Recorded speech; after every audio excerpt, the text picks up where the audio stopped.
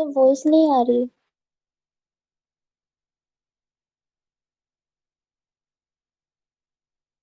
ठीक है जी। अच्छा, 1 मिनट, बैटरी हो गया है ठीक।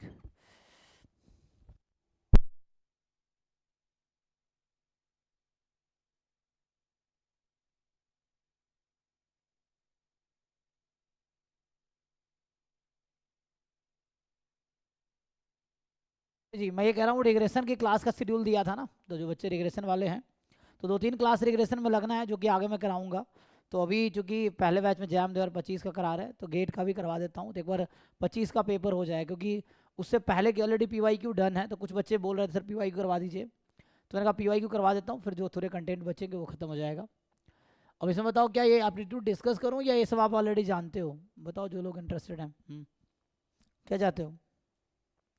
क्योंकि एप्टीट्यूड पोर्शन देखो, गेट में ना थोड़े स्कोरिंग तो है, क्योंकि इसमें है ना कितने 15 मार्क्स के आते हैं, और 15 मार्क्स बहुत है, ठीक है ना। 25 मार्क्स के आसपास कट ऑफ रहता है, 25 to 30 मार्क्स कट ऑफ रहता है। तो 15 मार्क्स एप्टीट्यूड है। एप्टीट्यूड बहुत आसान होता है एक्चुअली, ठीक है ना। एप्टीट्यूड अगर मतलब छोड़ना वाइज डिसीजन नहीं होता है, जनरली अटेम्प्ट करके आओ आराम से। 15 मार्क्स के हैं तो 10+ ला सकते हो, ये रहता है इसमें। इसमें बेसिक आपको थोड़ी बहुत इंग्लिश, रीजनिंग, बेसिक मैथमेटिक्स है ना, ये लॉजिक जो रहता है उस पे होते हैं, जैसे इस तरह की चीज़ें हैं। क्या कह रहा है इवन दाऊ? तो ये सब देख लेना ना, मतलब क्योंकि मैं भी इतना एक्सपर्ट तो नहीं एप्टीट्यूड में, बस ये कह रहा हूँ कि इसको ढंग से प्रिपेयर कर लेना। एप्टीट्यूड प्रिपेयर कहाँ से करोगे? तो एप्टीट्यूड के लिए आपको जो डिफरेंट PYQs है, किसी और गेट के किसी और सब्जेक्ट के भी, क्योंकि एक एक सेटिंग में ना जितनी पेपर्स होती हैं, जैसे मान लो फॉर एग्जांपल, मान लो एग्जांपल के लिए 14 फेब को एग्ज़ाम है 9 to 12 में, तो उसमें 5-6 डिफरेंट गेट पेपर का एग्ज़ाम होगा, सब में एप्टीट्यूड कॉमन रहेगा। तो एप्टीट्यूड जनरली कॉमन रहता है। तो आप एप्टीट्यूड की प्रिपरेशन सिर्फ PYQs कर लोगे ना डिफरेंट गेट पेपर से, गेट मैथमेटिक्स की एप्टीट्यूड कर लो, गेट स्टैटिस्टिक्स हो गया, गेट कंप्यूटर साइंस है, गेट गेट जनरली 32 या 30 सब्जेक्ट, अराउंड 30 सब्जेक्ट में कंडक्ट होते हैं। तो इसके डिफरेंट PYQs कर लोगे ना एप्टीट्यूड वाले पोर्सन के, तो इतना ही काफ़ी होगा।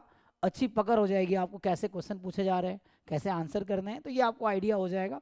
अगर आप 20-25 पेपर कर लोगे डिफरेंट है ना एग्जाम्स को मिला के एप्टीट्यूड का, क्योंकि 10 क्वेश्चन आते हैं, 5 क्वेश्चन 1 मार्क्स के, 5 क्वेश्चन 2 मार्क्स, तो उससे हो जाएगा।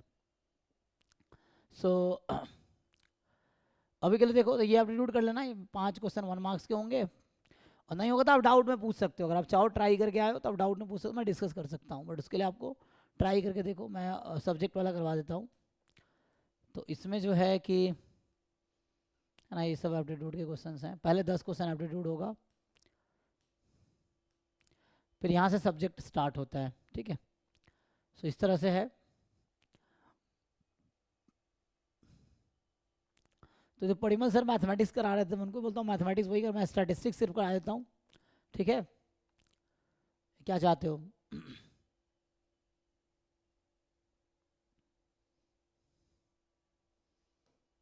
मैं सिर्फ स्टैटिस्टिक्स वाले करा देता हूँ, परिमल सर करा देंगे मैथ के।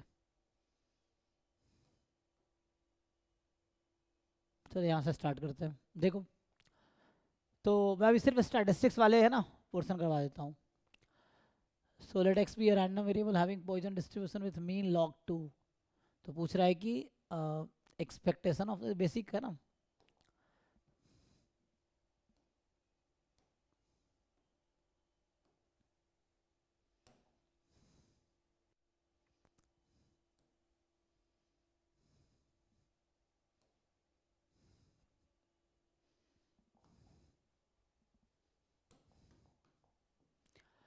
तो ये सिंपल है ना, एक्स क्या है, पॉइसन log 2 है ना, log विथ बेस ई है, तो मतलब लैम्डा बराबर log 2 है ना। लैम्डा लोगे तो लैम्डा है log 2 आपका। तो they are asking you to find expectation of e की पावर ln 3 टाइम्स एक्स, यही है। तो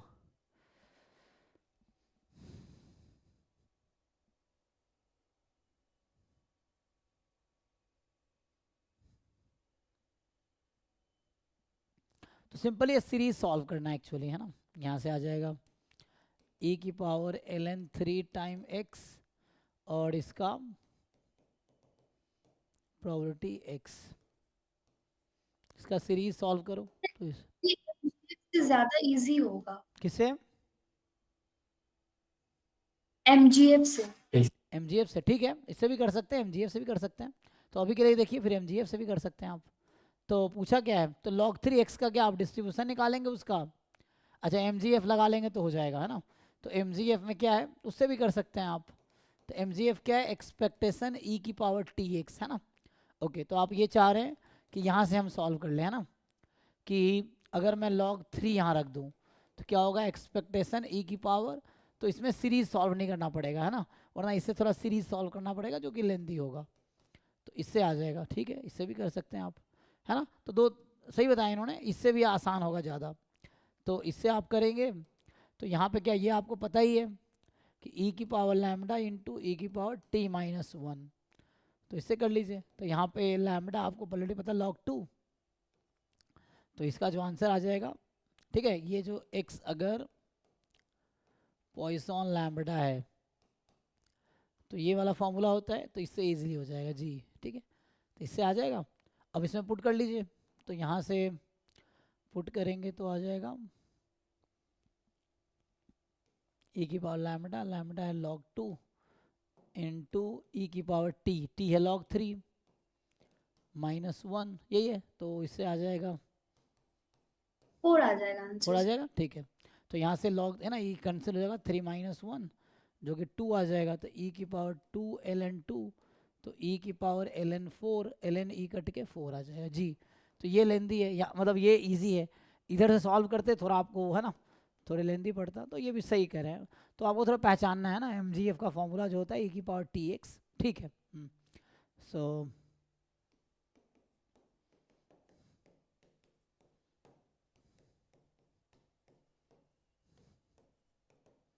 अब इसको आपको सॉल्व करना पड़ेगा ना, ऐसा। तो इसको सॉल्व करेंगे, आएगा यहाँ से भी आंसर 4 आएगा, बट थोड़े लेंदी होगा, है ना, इससे।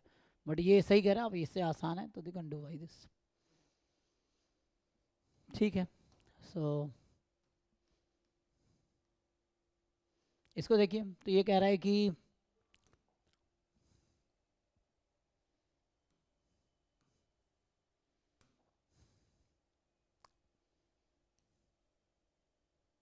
आपको बता रहा है कि x1 x2 x3 follow multinomial distribution with the number of trial being 100।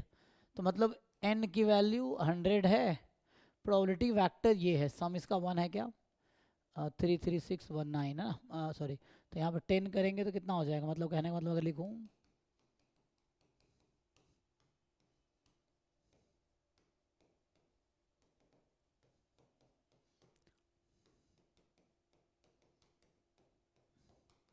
यही ना, ऐसा है।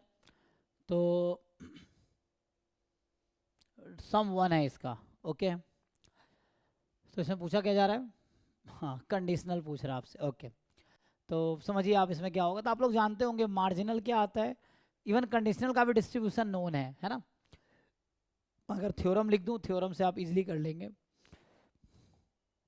तो एक थ्योरम जो रहता है कि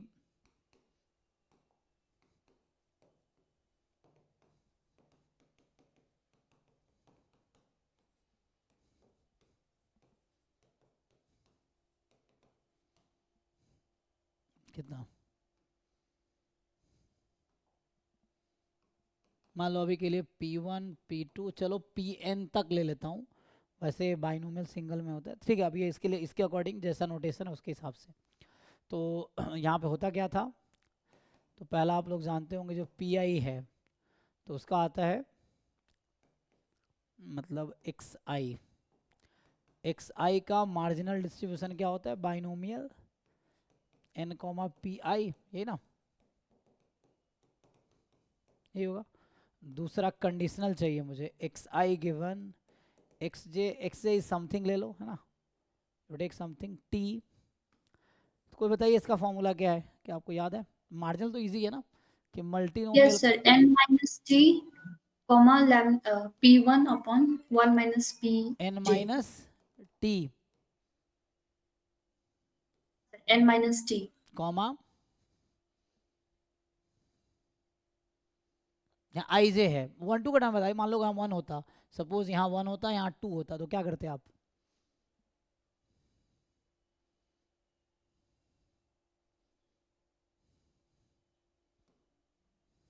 anyone? P1 upon P1 1 upon minus P2. P2. तो यहाँ पे मतलब P I upon 1 minus P जे है ना, P I upon 1 minus P जे, यही ना, ठीक है। तो इसको अप्लाई कीजिए वहाँ पे। सो यही चीज़ आप यहाँ अप्लाई करेंगे तो क्या होगा, तो हमें पूछा गया है x2 given x3 is equal to 40। तो ये जो रैंडम वेरिएबल इसका डिस्ट्रीब्यूशन क्या होगा, बाइनोमियल 40 कॉमा कितना P2 अपॉन 1 माइनस P3, ये ना, तो बताइए कितना आएगा ये, सिंप्लीफाई करके बताइए। n sorry Binomial 60, 1 by 4. n minus 40 ना, एक मिनट, तो ये n माइनस 40, तो 60 कॉमा P2 अपन 1 माइनस P3, P2 आपके पास 1/10 है और 1 माइनस P3 1 by 4. 1/4। ओके ठीक, तो ये हो गया, अब निकाल लेंगे ना। तो अब आपसे पूछ रहा है एक्सपेक्टेशन, तो ये क्लास में थ्योरम है ना, हमने लिखाया हुआ है। तो बाइनोमियल का आपको पता है NP होता है एक्सपेक्टेशन ना, तो ये 15 आ गया, ठीक है, तो इससे आ जाएगा। सर एक और फॉर्मूला होता है ना, जैसे λ1 अपॉन λ1 प्लस λ2, उसमें माइनस नहीं करते हैं, तो उस केस में कैसे होता है? वो दूसरा है, वो तो है जब पॉइजन होता है तब बाइनोमियल में चला जाता है। जैसे वो जो आपको याद आ रहा है वो ये है कि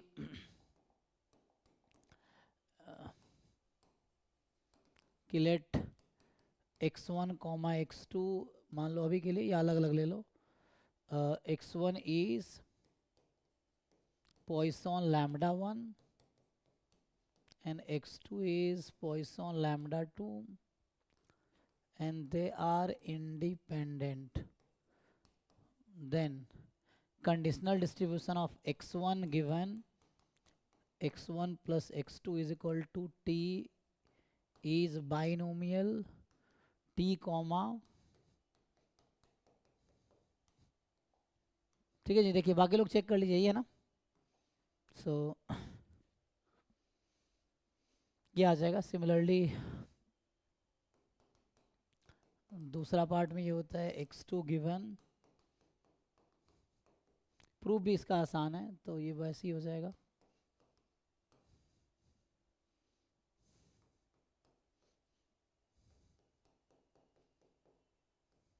ओके जी सब लोग, सो ये अब बनता है ना, ये तो मल्टीनोमियल में मार्जिनल का कंडीशनल डिस्ट्रीब्यूशन है। ओके, सो अभी के लिए ये काफ़ी है। चलिए इस पे आते हैं। तो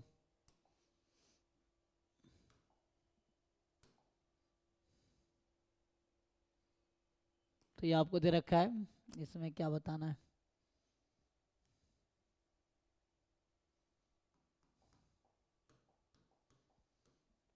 कि xn भी है sequence of id random variable with, तो यहाँ आपको समझ आ रहा होगा कि जो xn है वो स्टैंडर्ड कॉची है ना, स्टैंडर्ड कॉची डिस्ट्रीब्यूशन है। yn आपको दे रखा है हाफ प्लस दिस, ये क्या है जी, इसको देख के बताओ व्हाट इज दिस। ये CDF सर, कॉची हाँ डिस्ट्रीब्यूशन राइट है का। ना, तो ये CDF है xn का, xn के टर्म में। और आप लोग जानते होंगे इसका डिस्ट्रीब्यूशन क्या होता है, यूनिफॉर्म 0,1 जी है ना। जो क्या है प्रोबेबिलिटी इंटीग्रल ट्रांसफॉर्म वाले फॉर्मूले से इसका आंसर आप लोग जानते हैं यूनिफॉर्म 0,1 है। ओके आगे देखते हैं क्या कहना चाह रहा है। तो मतलब xn सीक्वेंस है id रैंडम वेरिएबल जिसका डिस्ट्रीब्यूशन स्टैंडर्ड कॉची है, कॉची 0,1, और yn is a sequence of random variable with distribution आपके पास यूनिफॉर्म 0,1 है। तो अब आपसे पूछ रहा है क्या इनमें से करेक्ट है, तो ये तो y बार हो गया। तो weak law of large number आप लोग जानते हैं theorem, y bar converges in probability to what, mean हाँ, तो y का मीन कितना है 1/2। 1/2, तो ये ट्रू है इसका मतलब, तो यही ट्रू हो गया, ठीक है। तो दिस इज ट्रू। ये y बार 0 पे नहीं, अब x पे आते हैं, तो ये x बार है, so x bar converges in probability to sir Cauchy का तो मीन एग्जिस्ट ही नहीं करता, फिर तो Yes. वो कन्वर्ज ही नहीं करेगा। हाँ तो ये गलत है इसीलिए। ठीक है, तो पहला ऑप्शन करेक्ट है। तो ये theorem weak law of large number पे है। कॉची में तो मीन एग्जिस्ट नहीं करता है, तो weak law of large number will not hold here. ठीक है, तो मीन डज नॉट एग्जिस्ट, तो they are false option. Okay,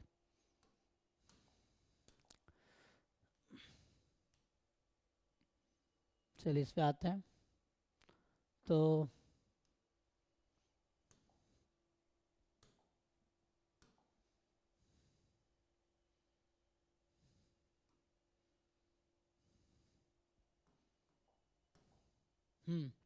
तो N t is a homogeneous Poisson process with rate 2। तो x है n6 माइनस n1, कोई इसका डिस्ट्रीब्यूशन बताइए। n6 माइनस n1 का डिस्ट्रीब्यूशन क्या होगा? ऐसा कुछ होता है nt2 minus nt1 direct? Poison 10 हो जाएगा। पॉइजन 10 मतलब पॉइजन लैम्डा टी। एक मिनट, तो जैसे हम लोग क्या जानते हैं पॉइजन में कि nt has distribution Poisson lambda T. So आपसे ये पूछा गया है nt2 माइनस nt1, तो इसका डिस्ट्रीब्यूशन क्या बनता है? Poisson lambda t2 minus t1, यही ना? ओके, तो इसके अकॉर्डिंग आ जाएगा दिस इज पॉइसन 10, लैम्डा 2 है, ये कितना होगा? कितने का डिफरेंस है? 2 का 4, ये पॉइसन 2, ये भी पॉइसन 4। ठीक है, देखिए ओके, अभी के लिए क्या पूछा जा रहा है? तो मेनली मुझे लग रहा है यहाँ पे यूज करना पड़ेगा आपको इंडिपेंडेंट इंक्रीमेंट।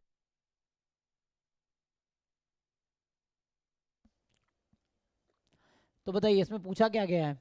ऑप्शंस देखिए, क्या आप बताना है आपको। Which of the following is correct? एक ऑप्शन कोई करेक्ट होगा।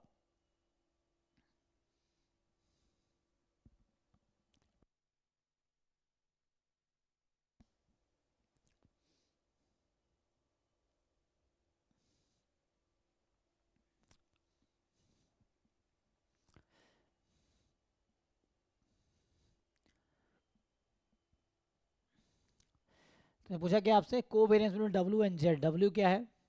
n6 minus n5, and Z है n3 माइनस n1। देखो टाइम है ना ये, तो एक्चुअली आप देखोगे टाइम पे, मान लो टाइम 0 है, 1 है, 2 3 4 5 6, ये चलता रहेगा ना। तो जेड है नंबर ऑफ अराइवल बिटवीन, मैं इसकी बात कर रहा हूँ डब्ल्यू और जेड की। So W is a number of arrival between 5 and 6, इस बीच में जितने अराइवल हुए वो डब्ल्यू है। ठीक है, Z is the number of arrival between 1 and 3, 1 and 3 के बीच का ये जेड है। और आप जानते होंगे कि Poisson process has stationary and independent increment.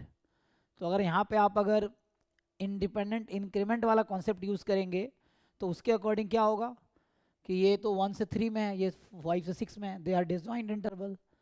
तो इंडिपेंडेंट इंक्रीमेंट है, so means what? z and w are independent random variable, and z and w are independent random variable, then what is the covariance between z and w?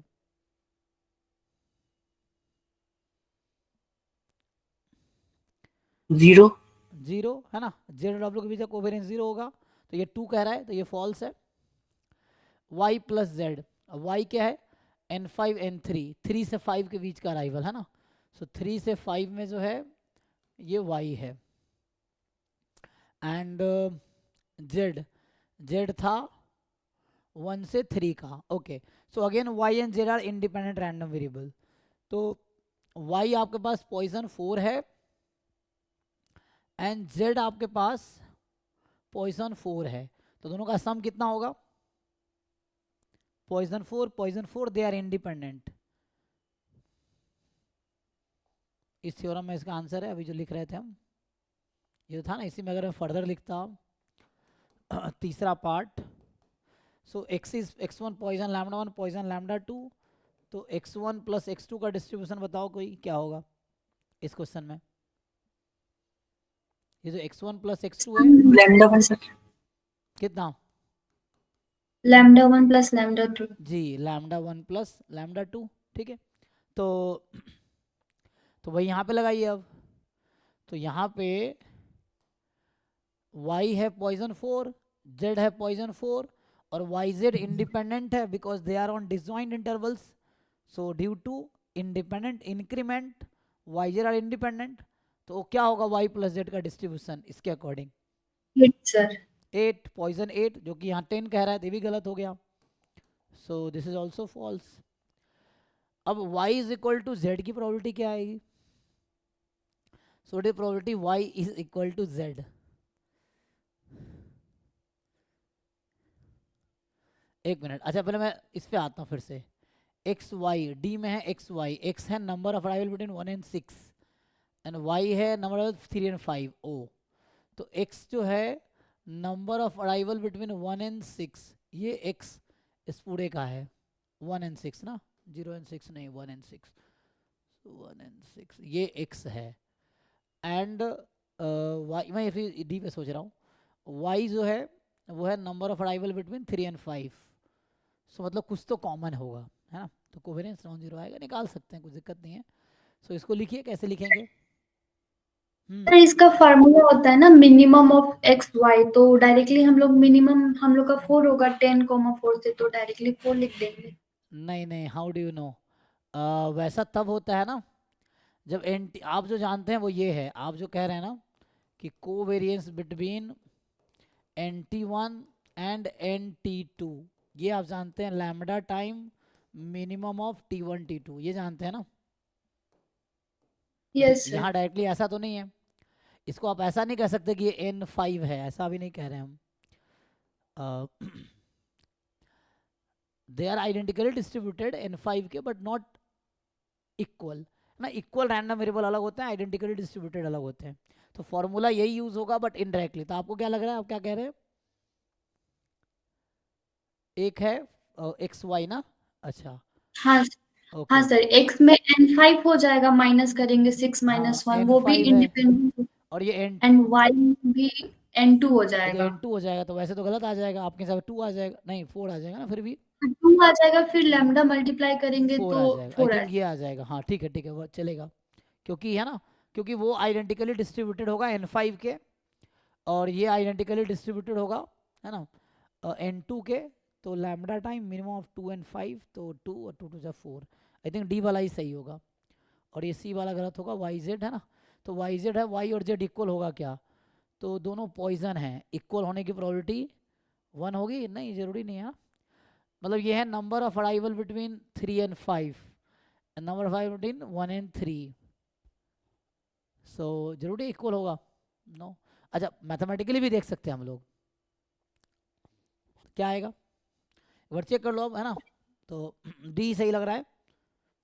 Yes sir, C false होगा, random variable equal होगा ये guarantee नहीं है sir. हाँ, equal होने की probability 1 होना, surety नहीं है इक्वल होने की। दे आर आइडेंटिकली डिस्ट्रीब्यूटेड, है ना, but they are not equal. आप ये यस कह सकते हैं कि जो वाई जेड है वो आइडेंटिकली डिस्ट्रीब्यूटेड है, but we can not say they are equal, है ना। वाई और Z they are not equal, तो इसकी प्रोबेबिलिटी 1 तो नहीं होगी। तो ये कहना इक्वल होने की प्रोबेबिलिटी 1 है, तो ऐसा तो नहीं है, इक्वल नहीं है। They are not equal, they are identically distributed but not equal. ठीक है, तो ठीक है, हाँ उससे आप, है ना। सो एक्चुअली ये जो था ना, x आइडेंटिकली डिस्ट्रीब्यूटेड है, n5 हो जाएगा ये x जो है, और y जो है वो n2 हो जाएगा, y n2 के आइडेंटिकली डिस्ट्रीब्यूटेड होगा। तो उससे ये फॉर्मूला लगा लो तो चल जाएगा। तो ये सही हो जाएगा, ये गलत हो जाएगा। बाकी जिनको प्रूफ करना हो कि 1 क्यों नहीं आएगा, तो ये भी आसान है, बस आपको ये सीरीज सॉल्व करना पड़ेगा। Probability y is equal to z निकालना है, तो ऐसा होगा,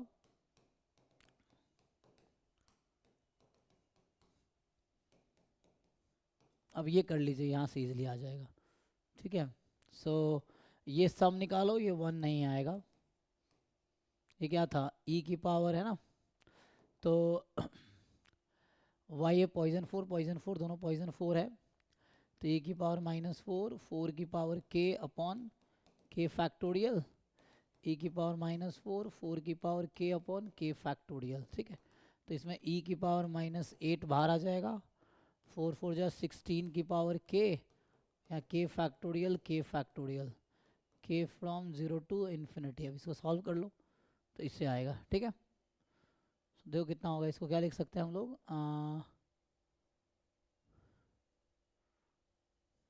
तो ये सीरीज, ये सम निकालो,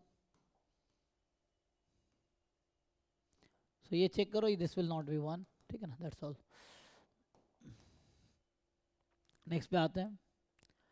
सो 18 जो है,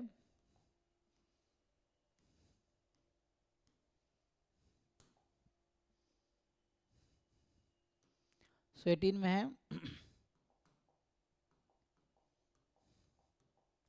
टी जो है आपके पास कंप्लीट सफिशिएंट स्टैटिस्टिक है ना। T is the complete sufficient for the family of distribution. You सिर्फ सफिशिएंट है, यू क्या है, सफिशिएंट है। एंड टी एक नॉन नेगेटिव रैंडम वेरिएबल है, मतलब नॉन है ना, estimator is also a random variable. तो टी एक नॉन नेगेटिव रैंडम वेरिएबल है। कह रहा which of the following is not necessarily correct. तो पहला, T square is a complete statistic. तो आप जानते होंगे कि one function of complete sufficient is complete sufficient. तो यहाँ सपोर्ट नॉन नेगेटिव है, मतलब टी बिलोंग कर रहा है 0 से इन्फिनिटी में। तो मैं ये बोलना चाह रहा हूँ कि T square is one function on interval 0 to infinity, है ना। 0 से इन्फिनिटी इंटरवल पे एक्स स्क्वायर वन फंक्शन है, इस वजह से टी स्क्वायर भी कंप्लीट सफिशिएंट होगा। So T square is complete sufficient because T is complete sufficient. तो कंप्लीट तो है ही, तो ये ट्रू स्टेटमेंट है, हमें फॉल्स चुनना है, ठीक है। T square is minimal sufficient, तो आप जानते होंगे complete sufficient is also minimal sufficient. So T square complete sufficient है, so T square is minimal sufficient, this is minimal sufficient.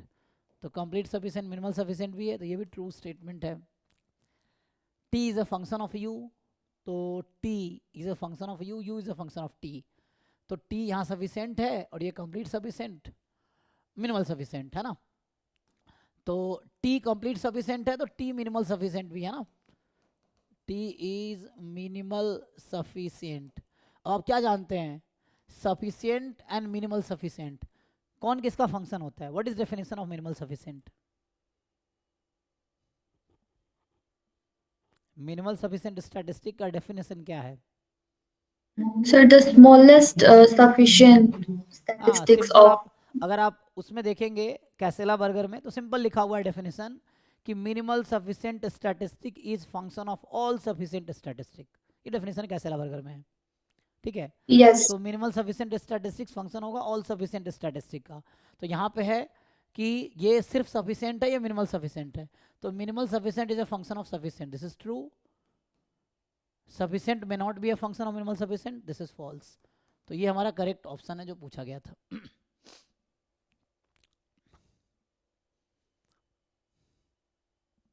ठीक है, minimal sufficient surely is a function of sufficient, but sufficient may not be a function of minimal sufficient. ये तो theoretical question था, conceptual मतलब। Sir जी sir mathematically तो T U का function है, तो यू का तो एक इनवर्स मैपिंग मिलना चाहिए ना, तो you how do you function know. होना चाहिए। चलो मैं दूसरा एग्जांपल लेता हूँ, मैं सिंपल एक क्वेश्चन पूछता हूँ, is x a function of X square, yes और नो। रेफरेंस के लिए एक्स का डोमेन रियल नंबर है, अब बताओ। हाँ है ना, तो सर पॉजिटिव के लिए होगा सर। तो answer is no. Okay, is X square a function of X, answer is yes, ठीक है। Okay sir. Mod X is a function of X square. जिन लोगों को दिक्कत हो रहा है, बहुत लोग लग रहा है नो कैसे हो गया, तो आप लोग को लग रहा होगा एक्स स्क्वायर का रूट एक्स नहीं होता है। आप लोगों को जानकारी होना चाहिए कि एक्स स्क्वायर का रूट मॉड एक्स होता है, ठीक है, इसीलिए। हम्म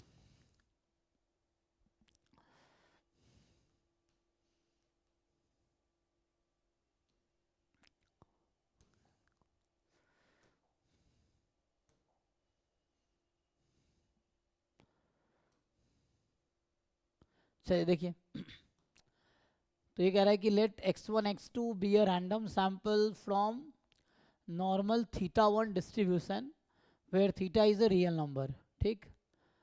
okay, so x1 x2 random sample है नॉर्मल θ1 से और थीटा रियल नंबर है। कंसीडर टेस्टिंग h0 जो कि है ना 0 अगेंस्ट h1 जो कि 0 नहीं है। फाई एक लाइक्लीहुड रेशियो टेस्ट है, मतलब फाई एक टेस्ट, मतलब फाई यहाँ पे क्या है, टेस्ट फंक्शन है ना। So phi is a test function.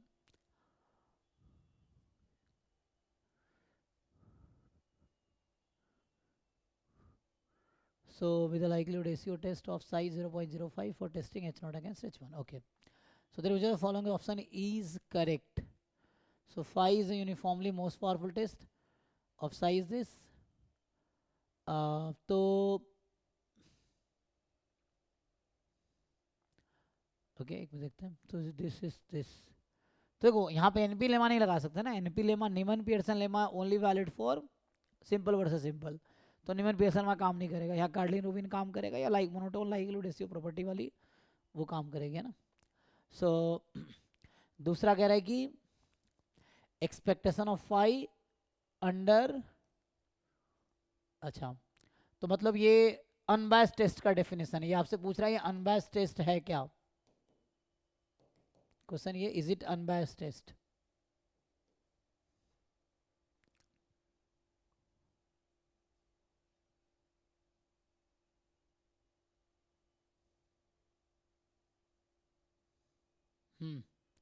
Next है कि there exist a uniformly most powerful test of size 0.05, okay, and यहाँ पे है expectation of x1 time phi x1 x2 0.05। Okay, तो पहले तो क्वेश्चन मेरा ये है कि क्या इसमें UMP test uniformly most powerful critical division exist करेगी या नहीं करेगी? नहीं करेगी सर। हाँ, because UMP test is unique. तो दिक्कत ये है कि h1 जब थीटा मोर देन 0 होगा और h1 जब थीटा लेस देन 0 होगा, तो इसके लिए इसका क्रिटिकल रीजन आएगा summation xi more than c, और इसके लिए क्रिटिकल रीजन आएगा summation xi less than c। So there is no unique critical region that will give you maximum power for all theta in h1। तो ये uniformly most powerful test है इस h1 के लिए, this is uniformly most powerful for this. So there is not a single critical region for all h1। तो पहले तो ये सिंपल एक रिजल्ट है ये, है ना। सो मतलब यहाँ होता है कि नो यूएमपी टेस्ट एग्जिस्ट, तो इसके लिए रिजल्ट है कि नो यूएमपी टेस्ट, क्योंकि अगर एग्जिस्ट करेगी यूनिक होगी, but there is not a single critical region for all theta which is non zero, उसके लिए कॉमन मिलेगा ही नहीं मुझे, है ना। जैसे ये पॉजिटिव के लिए ये रीजन है, नेगेटिव के लिए ये रीजन है, तो अलग अलग केस में अलग अलग आ गया, सो यूनिक तो नहीं है। तो UMP test does not, because if UMP test exist it must be unique, तो ऐसा है, तो दो तो हो नहीं सकते, so does not exist, no UMP test exist.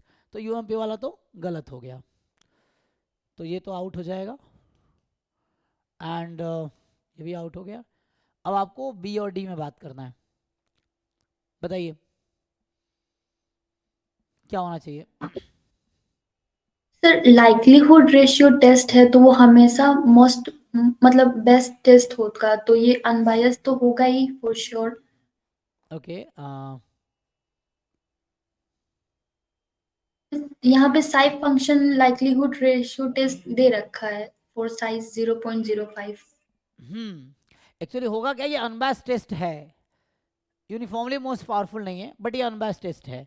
तो ये अनबायस्ड टेस्ट है एक्चुअली, ये जो डेफिनेशन लिखा हुआ है ना, ये एक्चुअली है कि एक्सपेक्टेशन ऑफ फाई एक्स, मतलब ये फाई टेस्ट फंक्शन है, एक्सपेक्ट मतलब पावर बोलना चाह रहा है कि power is more than equal to 0.05, तो आंसर इज यस। तो ये अनबायस्ड टेस्ट होगा, तो थोड़ा अनबायस्ड टेस्ट आप पढ़ेंगे तो पता चलेगा। तो ये एक अनबायस्ड टेस्ट है, और ये आप निकाल सकते हैं, ये ऐसा क्योंकि साइज है ना 0.05, तो ये इक्वल तो नहीं आएगा, ठीक है, ये है। तो अनबायस्ड टेस्ट है इसलिए ऐसा हो रहा है। Sir likelihood ratio test always unbiased होता है, ये हम बोल सकते हैं ना? हमेशा अनबायस्ड होता है, ओके देखता हूँ एक मिनट।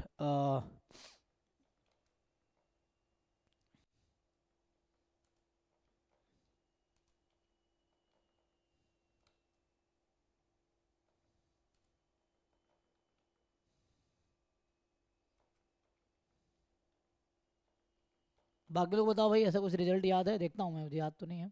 तो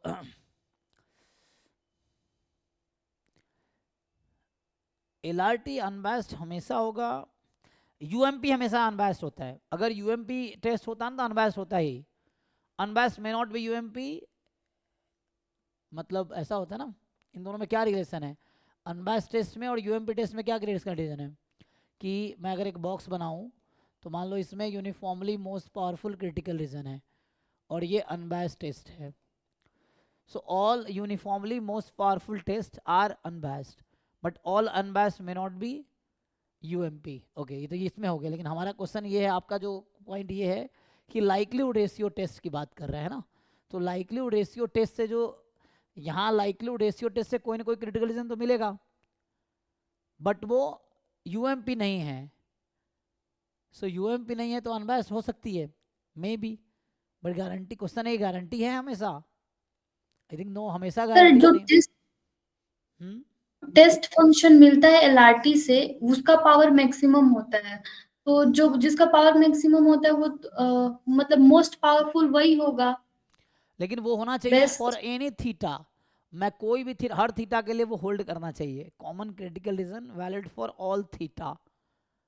आई थिंक जरूरी नहीं है, मुझे एग्जांपल देना पड़ेगा ना, ऐसा जरूरी नहीं है। जैसे कुछ एग्जांपल बनाते हैं तो इसमें क्या होगा,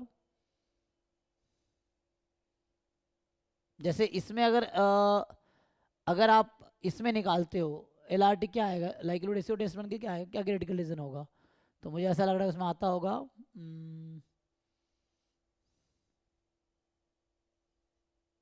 टू केसेस है ना, क्योंकि ऐसा कोई डायरेक्ट रिजल्ट मुझे याद तो नहीं है, पर देखना पड़ेगा। मुझे लगता है ऐसा जरूरी नहीं है कि जो LRT से जो मिलेगा वो हमेशा मोस्ट पावरफुल टेस्ट अगर हमेशा अनबायस्ड होगा, ऐसा कह रहे हैं ना। आई थिंक जरूरी नहीं, आपको एग्जाम्पल देखना पड़ेगा इसके लिए, मतलब ऐसा कोई ज़रूरी तो नहीं है।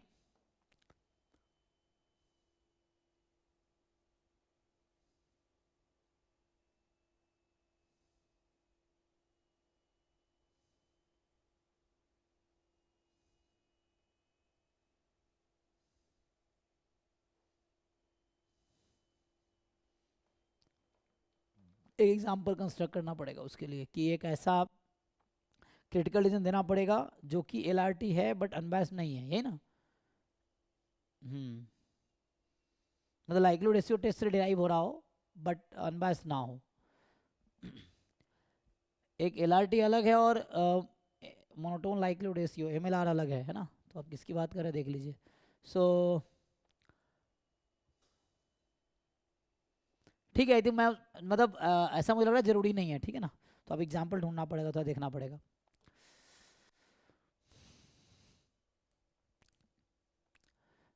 चलिए इसमें आते हैं। तो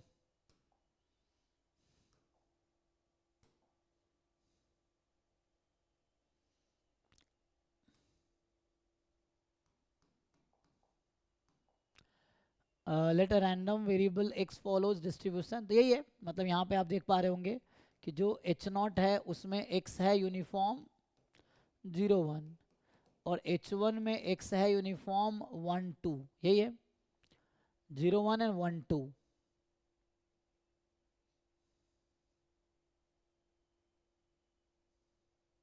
नो सर, फिर हाँ ठीक है ना। हो जाएगा।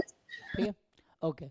5 is the most powerful test. अब ये सिंपल वर्सेस सिंपल है, तो सिंपल वर्सेस सिंपल में जो आपका NP लेमा है वो ये कहता है कि जो लाइक्लीहुड रेशियो टेस्ट होगा वही मोस्ट पावरफुल है, और मोस्ट पावरफुल है तो वो अनबायस्ड होगा ही। तो अनबायस्ड जरूरत नहीं, हालांकि देखिए।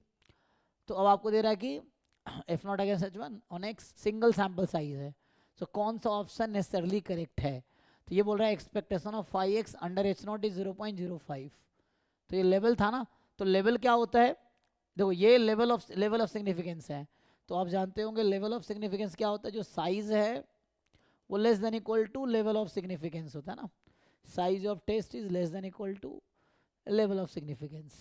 ओके, दूसरा ये कहना चाह रहा है कि पावर, ये साइज का डेफिनेशन है, ठीक है ना। ये जो लिखा हुआ है this is definition of size in terms of test function. देखो अगर आपको टेस्ट फंक्शन दिया, हमने साइज को कैसे डिफाइन किया था कि probability of rejecting H0 when H0 is true. आप ऐसे भी डिफाइन कर सकते हो, expectation of test function under H naught, है ना, इसी को उसने ऐसा लिखा है E F naught phi of X, यही बात है। तो ये सब एक ही चीज है।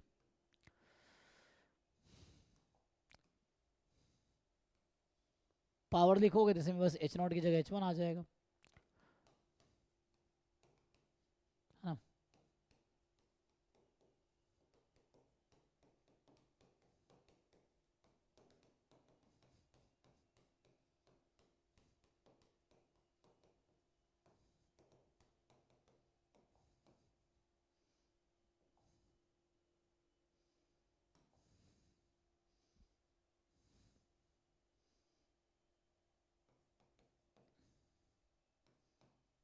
हाँ, जो वहाँ जो क्वेश्चन के करस्पॉन्डिंग में लिख रहा हूँ, तो यही बात है। अब ऐसे लिखो या बात वही है। अभी क्या देखिए, अब क्या है, पूछा उजर फॉलोइंग नेसेसरली करेक्ट। तो ये पावर क्या 1 होगा, तो ये जो है ये साइज ऑफ टेस्ट है, पूछ रहा है कि 0.05 होगा, ये पावर है कि, है ना, पावर ऑफ टेस्ट। सो ऐसा पूछ रहा है आपसे कि पावर ऑफ टेस्ट 1 होगा। ये पूछ रहा है कि 5x बराबर 1 under f is equal to power function, है ना, this way x more than 1, चाहे f में f0 लूँ या f1 लूँ। तो अगर f0 लेता हूँ तो क्या आएगा, तो पहले आप इसका क्रिटिकल रीजन निकाल के बताओ मुझे। आप लोग you find the critical region, आता है निकालना, लगाओ likelihood ratio test, critical region बताओ क्या आएगा, तो उससे हो जाएगा। देन ये कह रहा है कि प्रोबेबिलिटी ऑफ 5x बराबर 1 under h1 this is less then 1, simple है। तो पहले क्रिटिकल रीजन निकालो और बताओ क्रिटिकल रीजन क्या है इस क्वेश्चन में। सर लेस देन टाइप है। ओके, लेस देन टाइप, ठीक है। तो इसमें होगा क्या कि L H not upon L H one निकालना पड़ेगा। 0.05 आ जाएगा सर। ओके, तो यहाँ मुझे L H not upon L H one, तो एल एच नॉट में अंडर एच नॉट, अगर x की वैल्यू 0 से 1 और x की वैल्यू 1 से 2 ऐसा है, तो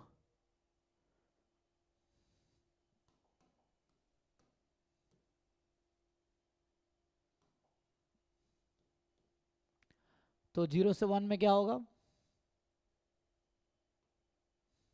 तो 0 से 1 में वो 1 है और ये 0 है, तो ये आ जाएगा 1/0 इन्फिनिटी। और यहाँ x 1 से 2 में वो 0 है और ये 1 है, तो ये हो जाएगा 0। तो x की वैल्यू जब बढ़ रही है तो लाइक्लीहुड रेशियो की वैल्यू घट रही है ना।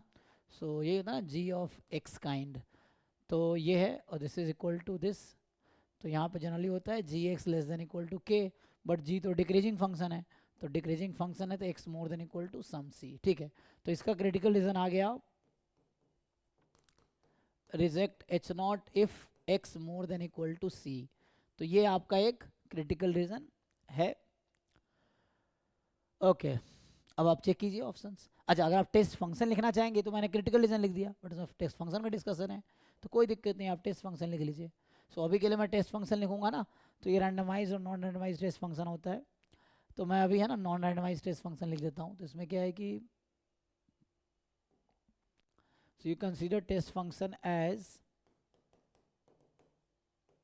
1 when x more than equal to c and 0 otherwise।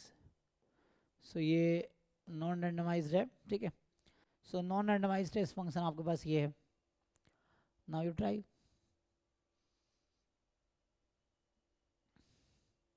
बताइए क्या होना चाहिए। हाँ सर जी, ये जैम में है, क्या है, जैम के सिलेबस में है ये। जैम में नहीं है, गेट में है। तो ऐसे जैम में पूछे जा सकते इस तरह की चीज़ें, उसमें कोई दिक्कत, जैम में ही पूछा जा सकता है ये सब। सो इसमें कुछ खास अलग नहीं है ना, जैम में भी ये सब चीज़ें, जैम में, हाँ ये जैम में भी है। जैम में नॉन मैथमेट्रिक है तो है ही ना सर, ये वाला तो हाँ, रैंडमाइज्ड है। रैंडमाइज है ना, तो ये जैम में भी पूछे जा सकते हैं इस तरह की चीज़ें जी।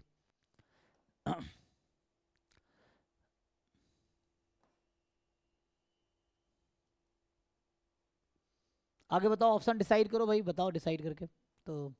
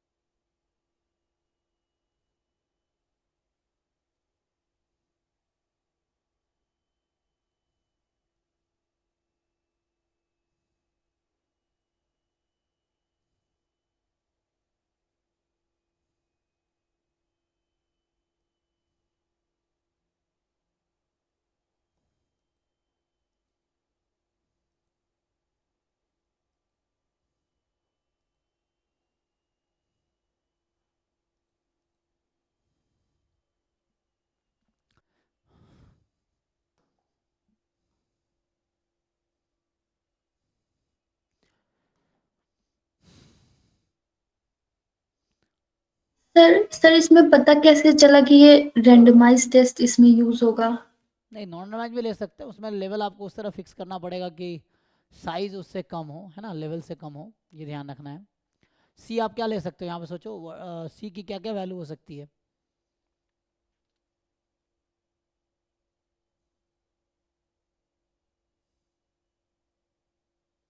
अब चाहो तो ऐसा भी ले सकते हो, नहीं इसको you can also construct like this कि x मोर देन c है तो ऐसा है, एंड मान लो p है जब x इक्वल टू c है, एंड 0 अदरवाइज, ऐसा ले लो।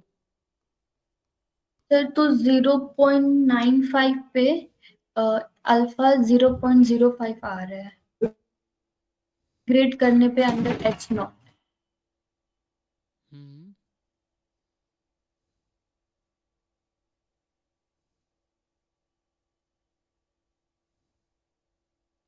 अच्छा c निकालो, मैं ये कह रहा हूँ ना, यहाँ पे क्या है, C 0.95 आ जा रहा है तो एक्सपेक्टेशन एफ अभी नॉट है आ ना, अब जाएगा इसके थ्रू मत 0.05। जाओ, बाद में टेस्ट फंक्शन बना लेंगे, अभी आप सिर्फ सी निकालो वैसे ही नॉर्मली।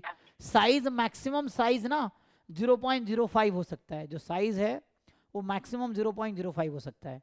तो 0.05 लेके बताओ सी कितना है, आई थिंक उन्होंने बताया है, तो सी इसमें अगर मैं साइज को 0.05 मैक्सिमम ले लूंगा तो जो सी की वैल्यू आई होगी, रिजेक्ट एच नॉट इफ क्या आया, X more than equal to 0.95, है ना।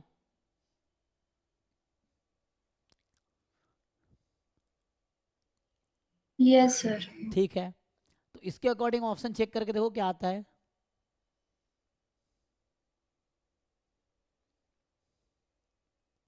बाकी जो मैं 5x कह रहा था वो एक्सपेक्टेशन अंडर एफ नॉट सही आ रहा है, हाँ, जो ए ऑप्शन है एक्सपेक्टेशन अंडर एफ नॉट वो सही आ रहा है।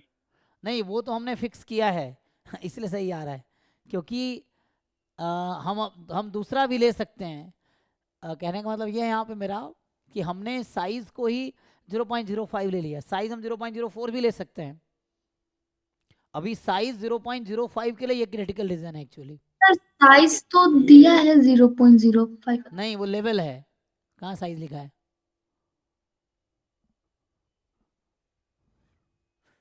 क्या लेवल ऑफ सिग्निफिकेंस और साइज सेम होता है? नहीं सर। फिर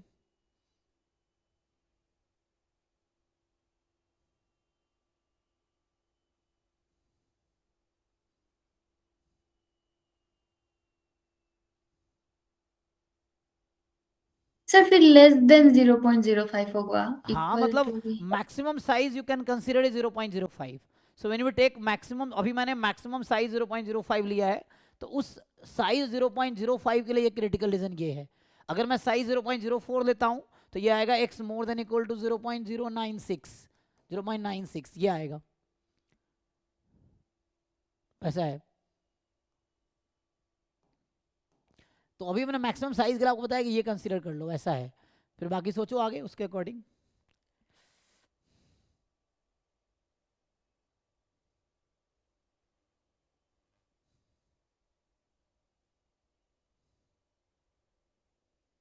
पावर निकाल, अच्छा इस पे पावर निकाल कर देखो कितना आएगा, इस पे पावर कितना आएगा इस वाले केस में। देखो ये तो एक क्रिटिकल रीजन में, फिर अच्छा मैं ऐसे लिख देता हूँ, देखो चलो ये साइज जीरो, जब साइज उन्होंने आपने लिया 0.05 तो ये क्रिटिकल रीजन आएगा। जैसे मैंने कहा चलो साइज ले लो 0.04, बताओ इसका क्रिटिकल रीजन क्या आएगा। जैसे इन्होंने जिन्होंने ये निकाला वैसे ही निकालो भैया, बताओ मुझे क्या आएगा। ये समझाने के लिए मैं अलग अलग ले रहा हूँ पॉइंट। Size can B, 0.96। हाँ size can be anything between 0 and 0.05। Level of significance is the upper bound of size, size उससे ज़्यादा नहीं हो सकता, ठीक है। तो अगर आपने साइज को मैक्सिमम 0.05 लिया तो ये क्रिटिकल रीजन है। अगर साइज में 0.04 लेता हूँ, बीच में भी ले सकता हूँ मैं, बस समझाने के लिए कुछ पॉइंट लेके बता रहा हूँ, ठीक है। तो उस केस में जो रिजेक्शन रीजन आएगा वो आएगा x more than equal to 0.96, ऐसा आएगा। अगर साइज में 0.03 लेता हूँ तो उसके अकॉर्डिंग 0.07 यहाँ पे आएगा एंड सो ऑन। अब आप जितने भी क्रिटिकल रीजन बनेंगे उन सबके करस्पॉन्डिंग, तो पहला ऑप्शन तो इसलिए रॉन्ग है क्योंकि ये लेफ्ट साइड में साइज की डेफिनेशन है। अगर आप ऐसा सोचो ना, ये जो मैं लिख रखा हूँ अदरवाइज, ठीक है। तो यहाँ जब एक्सपेक्टेशन हम लेंगे ना, ये जो कहा है एक्सपेक्टेशन ऑफ 5x, और ये जो नीचे लिखा हुआ है एफ नॉट, वो दिख रहा है एफ नॉट है मतलब अंडर एच नॉट, मतलब ये है उसी को मैं, ये जो लिखा हुआ है इसका एक्चुअल मतलब है expectation of 5x when h not is true, है ना, when x is f not. Expectation खोलोगे इसका तो ये तो 0101 बर्नौली है, 5x तो बर्नौली है ना, तो बर्नौली में क्या होता है प्रोबेबिलिटी आ जाएगी, ये तो एक्सपेक्टेशन p आती है ना, यही प्रोबेबिलिटी आ जाएगी। तो ये आएगी probability x more than equal to c when h not is true, है ना। तो ये आ जाएगा h नॉट, और ये है size of the test formula. अब मैं ये कह रहा हूँ size can be anything between less than equal to 0.05।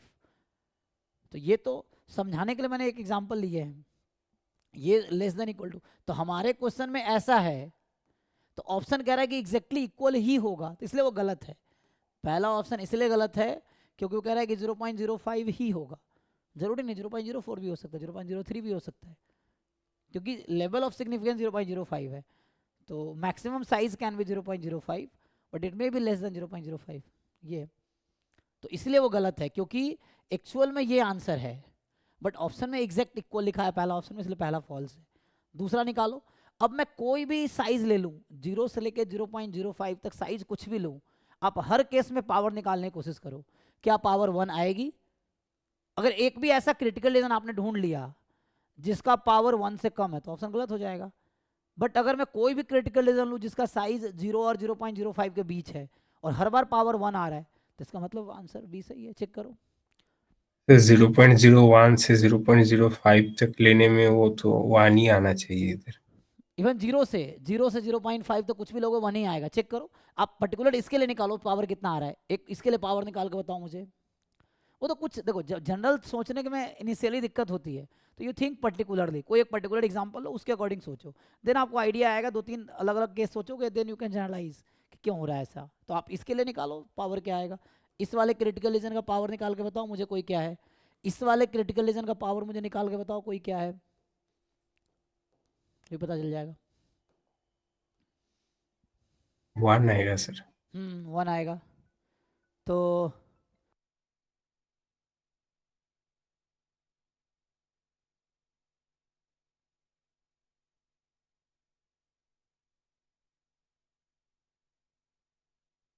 Yes sir 1 आएगा।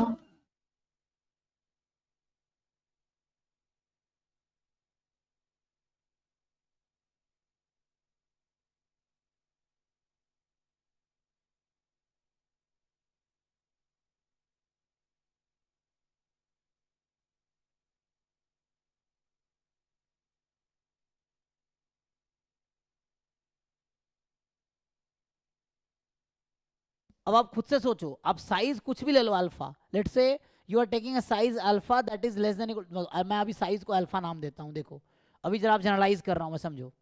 सो अभी मैं जनरलाइज कर रहा हूँ इस चीज को कि आई टेक साइज अल्फा, ठीक, size alpha, alpha can be anything between 0 and 0.05, ठीक। तो अब बताओ क्रिटिकल रीजन क्या बन के आएगा, तो कोई मुझे बताओ साइज अल्फा के लिए क्रिटिकल रीजन क्या होगा, क्या लिखेंगे। साइज आप अल्फा लो, अल्फा 0 कुछ भी है, बताओ।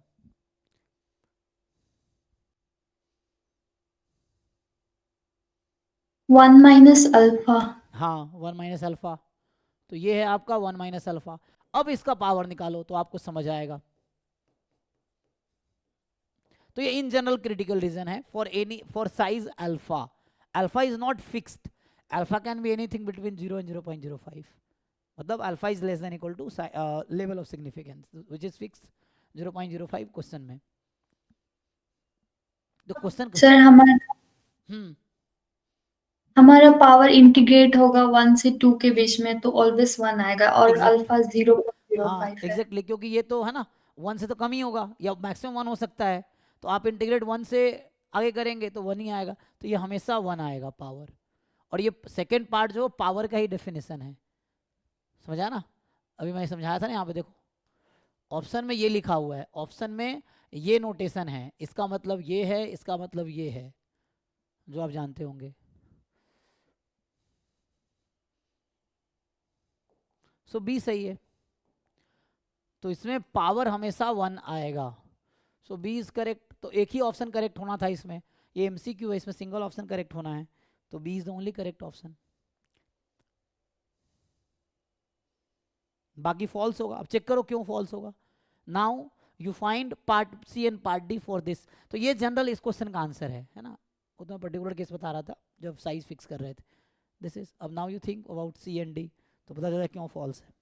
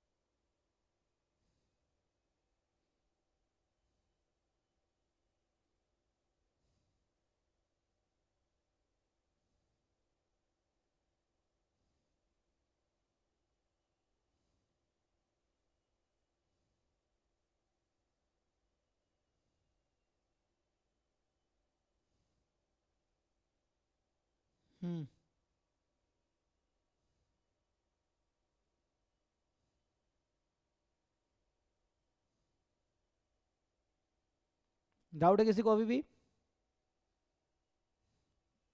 चलिए आगे बढ़ते हैं। तो टाइम के 9:30 तक ही था ना ये क्लास।